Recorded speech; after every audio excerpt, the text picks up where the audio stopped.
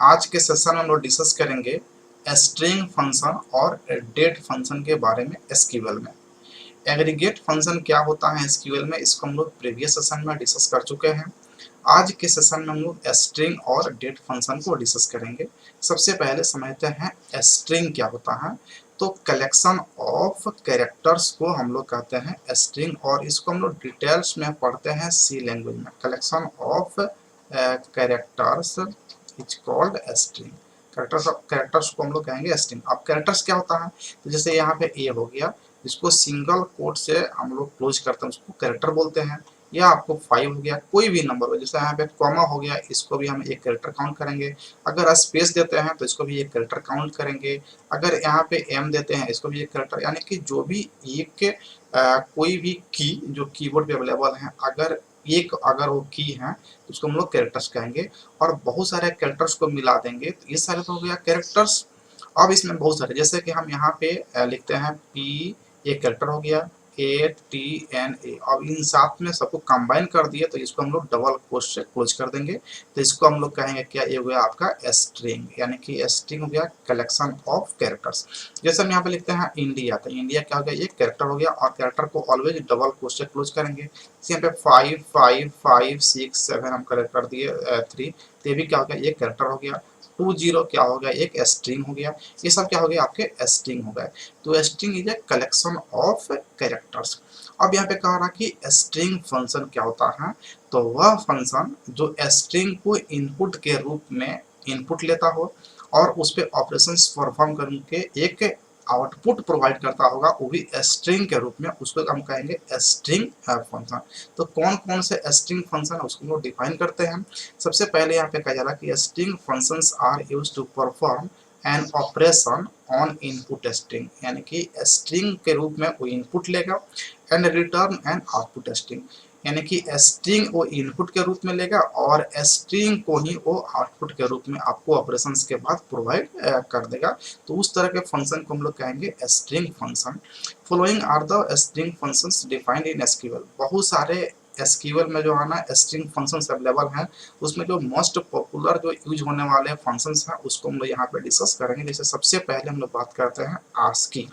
This function is used to find ASCII value of a character। किसी भी character का ASCII value अगर आपको फाइंड करना है तो हम लोग ASCII स्ट्रिंग फंक्शन का यूज करेंगे।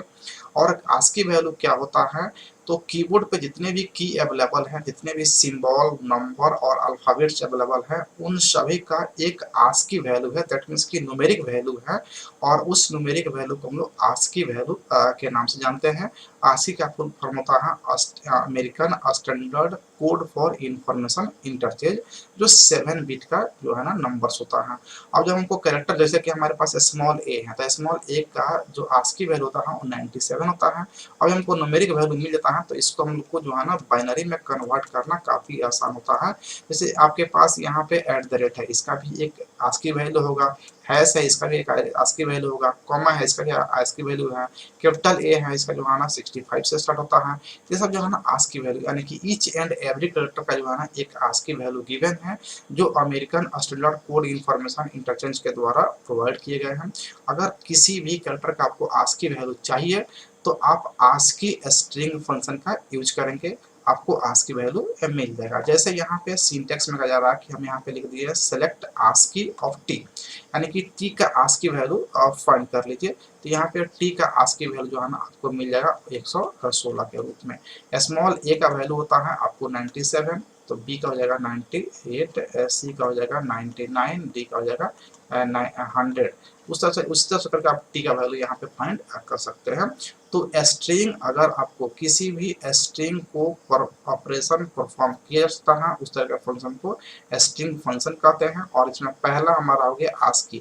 तो यदि ऑब्जेक्टिव में क्वेश्चन पूछा जाता है कि which of the following are string function, तो आप देखेंगे ASCII है तो ASCII आप टिक लगा सकते हैं। नेक्स्ट हमारे पास है कैरेक्टर लेंथ, यानी कि कैरेक्टर का लेंथ फाइंड करने वाला जो फंक्शन है, ये भी स्ट्रिंग फंक्शन होता है। This function is used to find the length of word. किसी एक वर्ड का जो है ना एक लेंथ फाइंड कर देगा। जैसे इसमें बहुत सारे, अगर इसमें बात करें तो दिस एक वर्ड है, फंक्शन एक वर्ड है, इज, यूज, ये सब क्या है एक अलग अलग वर्ड है। तो किसी एक वर्ड का लेंथ को फाइंड करने के लिए हम लोग कैर लेंथ का यूज यहाँ पे करेंगे। यहाँ पे एग्जांपल में देखते हैं, सेलेक्ट कैरेक्टर लेंथ हेलो। तो हेलो का लेंथ यहाँ पे आपको आउटपुट में मिल जाएगा आंसर में। तो हेलो है, एच है 1, ई और डबल एल है और वो है, तो टोटल कितना है 5 है। तो यहाँ पे आपको आउटपुट के रूप में 5 प्रोवाइड कर दिया जाएगा। तो ये हमारा हो गया कैरेक्टर लेंथ, यानी किसी वर्ड CHAR लेंथ, यानी कैर लेंथ को अगर आप यूज करते हैं तो वो किसी भी वर्ड का लेंथ आपको बता देगा। नेक्स्ट बात करते हैं कैरेक्टर लेंथ। यहाँ पे कैर नहीं बल्कि कैरेक्टर फुल लिखा हुआ है, उसका कितना लेंथ है। तो ये भी एक स्ट्रिंग फंक्शन है और this function is use to find the length of a line, यानी कि कैर लेंथ सिर्फ एक वर्ड का जो है ना लेंथ फाइंड करता है, जबकि कैरेक्टर लेंथ जो है ना पूरे एक लाइन का जो है ना लेंथ को फाइंड कर देता है। अगर एग्जांपल की बात करेंगे यहाँ पे, तो एग्जांपल में देखेंगे सेलेक्ट कैरेक्टर लेंथ में लिखा हुआ है CTH एजुकेशन। तो CTH में 3 लेंथ है और एजुकेशन में 1 2 3 4 5 6 7 8 9 है।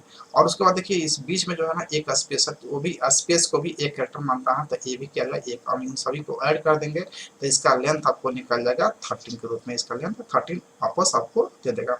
तो कैरेक्टर लेंथ क्या करता है कि पूरे लाइन, यानी कि ये पूरे क्या हो गया लाइन हो गया, तो इस पूरे लाइन का जो है ना लेंथ को फाइंड करता है। जबकि कैर लेंथ क्या करता है किसी वर्ड के लेंथ को फाइंड करता है। तो ऑब्जेक्टिव के रूप में अगर यहाँ से क्वेश्चन पूछा जाता है तब इसे ध्यान रखेंगे। नेक्स्ट है कॉन्केटिनेट। कॉन्केटिनेट स्ट्रिंग फंक्शन होता है। This function is used to add 2 words और स्ट्रिंग, यानी कि 2 वर्ड्स को या 2 स्ट्रिंग को एक साथ अटैच करने का काम करता है कॉन्केटिनेट स्ट्रिंग फंक्शन। जैसे यहाँ पे सेलेक्ट CTH और यहाँ पे एजुकेशन है, तो इसको जो है ना अटैच कर देगा फ्रॉम डूअर। यहाँ से जो अटैच करेगा तो ये मिल जाएगा CTH एजुकेशन के रूप में। इस तरह से आपको आउटपुट मिल जाएगा CTH एजुकेशन, आपको जो है ना आउटपुट के रूप में मिल जाएगा। तो एक कॉन्केटिनेट मतलब दोनों को अटैच करने का काम करता है। नेक्स्ट हमारा है reverse. This function is used in reverse a string. किसी भी स्ट्रिंग को अगर आपको रिवर्स करना है तो इस फंक्शन का आप यूज कर सकते हैं, और अभी एक स्ट्रिंग फंक्शन होता है। जैसे एग्जांपल में यहाँ पे ctheducation.in ये हमारा वेबसाइट है CTH एजुकेशन का। अब यहाँ पे अगर आप रिवर्स स्ट्रिंग आप यहाँ पे यूज किया है, रिवर्स स्ट्रिंग फंक्शन का यूज किया है, इसका जो आउटपुट आपको मिलेगा आउटपुट के रूप में जो मिल जाएगा वैल्यू मिल जाएगा उल्टा कर दिया जाएगा, यानी कि यहाँ पे n हो जाएगा, फिर I.NOITAC, उसके बाद में हो जाएगा आपको UDE, उसके बाद में हो जाएगा HT और C। इस तरह का जो है ना आपको आउटपुट मिल जाएगा, यानी कि इस पूरे स्ट्रिंग का होगा वो उल्टा कर देगा और पलट देगा। तो यहाँ पे हम लोग जो मोस्ट पॉपुलर यूज होने वाले स्ट्रिंग फंक्शन देखे हैं, जिसमें ASCII, कैर लेंथ, कैरेक्टर लेंथ, कॉन्केटिनेट और रिवर्स स्ट्रिंग फंक्शन के बारे में देखें, जो डिफरेंट ऑपरेशंस को परफॉर्म करता है। इनपुट लेगा हमेशा स्ट्रिंग के रूप में और आउटपुट भी आपको स्ट्रिंग के रूप में आपको प्रोवाइड करेगा। नेक्स्ट हम लोग बात करते हैं डेट फंक्शन के बारे में। तो यहाँ पे डेट फंक्शन क्या होता है उसको देखते हैं। In MySQL and MariaDB the default date functions are. कुछ डिफॉल्ट डेट फंक्शंस दिए गए हैं, जैसे नाउ। अगर नाउ फंक्शन का आप यूज करते हैं तो ये याद रखेंगे ये क्या है डेट फंक्शन है। जबकि इसके पहले हम लोग देख रहे थे स्ट्रिंग फंक्शन। तो return the current date and time. अगर नाउ की बात करते हैं तो नाउ का मतलब होता है अब। तो यहाँ पे जो है ना अगर इस फंक्शन का यूज करते हैं तो अभी करेंट जो डेट चल रहा है और टाइम हो रहा है उसको वापस रिटर्न करेगा। सिंटेक्स अगर आप लिखेंगे सेलेक्ट नाउ, अगर इस तरह का आप सिंटेक्स लिखते हैं तो आपको आउटपुट के रूप में मिल जाएगा अभी का डेट, जैसे कि 3/10/2022 आज का डेट है और टाइम 9:06 हो रहा था। इस तरह का जो है ना करंट डेट एंड टाइम आपको दोनों बता देगा अगर नाउ फंक्शन का यूज करते हैं तो। अगर करंट डेट की बात करते हैं, देखिए यहाँ पे टाइम का जिक्र नहीं किया जा रहा है, सिर्फ CUR यानी करंट डेट की बात की जा रहा है। तो रिटर्न द करंट डेट, यानी कि ये क्या करेगा करंट डेट को रिटर्न करेगा। और करंट डेट अगर आप पूछते हैं सेलेक्ट करंट डेट, अगर इस तरह से लिखते हैं तो आपको सिर्फ आज का डेट इसको प्रोवाइड कर देगा आउटपुट के रूप में। अगर करंट टाइम की बात करते हैं तो यहाँ पे डेट नहीं बताएगा, यहाँ पे सिर्फ क्या बताएगा रिटर्न करेगा करंट टाइम के रूप में। और इस तरह का आप फंक्शन लिखते हैं सेलेक्ट करंट टाइम तो आपको आउटपुट मिल जाएगा 5:07:15। इस तरह का जो टाइम उस समय हो रहा होगा उस करंट टाइम को आपको डिस्प्ले कर देगा, जो बाय डिफॉल्ट फंक्शन जो है ना डेट फंक्शन में ये दिए गए हैं। तो कुछ हम लोग डेट फंक्शन को देखें, उसके बाद पहले स्ट्रिंग फंक्शन को देखें। अब हम लोग बात करते हैं एक और टॉपिक है एसक्यूएल इंडेक्सेस क्या होता है। यानी कि एसक्यूएल में इंडेक्सेस क्या होता है उसको हम लोग यहाँ पर डिस्कस करते हैं। An index is a schema object. Index क्या होता है? स्कीमा ऑब्जेक्ट होता है, यानी कि जो भी टेबल में जो रो और कॉलम होते हैं ये सब क्या होते हैं आपको स्कीमा, यानी कि टेबल का स्ट्रक्चर कहता है स्कीमा कहता है। तो एसक्यूएल का जो है ना ये जो है ना ऑब्जेक्ट होता है index. It is used by the server to speed up the retrieval of row by using a pointer।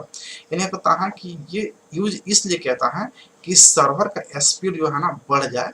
अगर किसी डेटा को निकालना है, रिट्राइव करना है किसी रो से या किसी भी कॉलम से, तो वहाँ पे पॉइंटर का यूज करके बहुत ही आसानी से इंडेक्स की मदद से जो है ना हम लोग किसी भी रो को फाइंड कर सकते हैं, रिट्राइव कर सकते हैं, जिससे कि स्पीड बढ़ जाता है।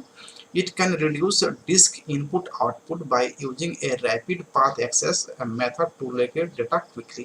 यानी क्या कहता है कि ये इनपुट आउटपुट जो डिस्क का इनपुट आउटपुट का स्पीड होता है उसको बहुत ही इंक्रीज करता है, रैपिड यानी कि फास्ट करता है इस मेथड से, जिससे कि हम लोग किसी भी डेटा को बहुत ही क्विकली लोकेट कर लेते हैं इंडेक्स की सहायता से। इंडेक्स कैन बी क्रिएटेड और dropped with no effect on the data. यानी कि इंडेक्स को आप क्रिएट करते हैं या उसको ड्रॉप मतलब डिलीट करते हैं तो डेटा पे कोई भी फर्क नहीं पड़ता। जैसे हम लोग कोई भी इंफॉर्मेशन या नोट्स बनाते हैं तो वहाँ पे लिखते हैं points, point number 1, point number 2, point number 3, point number 4, point number 5, या फिर क्वेश्चन 1 2 3 4 इस तरह से लिखते हैं। तो अगर क्वेश्चन नंबर आप रिलेट किए हुए हैं वहाँ पे लिखे हुए हैं तो क्वेश्चन नंबर से हम लोग को उस क्वेश्चन को लोकेट करना, फाइंड करना बहुत ही आसान हो जाता है। और अगर आप क्वेश्चन नंबर आप हटा देते हैं या डिलीट कर देते हैं या नया रख लगा देते हैं तो उससे डेटा में कोई फर्क नहीं पड़ता है, इंडेक्स से कोई फर्क नहीं पड़ता है। अगर हमें इंडेक्स क्रिएट करना होगा एसक्यूएल में तो कैसे क्रिएट होगा, क्या सिंटैक्स होगा? तो सिंटैक्स होगा क्रिएट इंडेक्स। ये तो आपका कीवर्ड हो गया यहाँ पे क्रिएट इंडेक्स। उसके बाद में यहाँ पे इंडेक्स रखेंगे ऑन टेबल और कॉलम, ये एक कॉलम के लिए हो गया।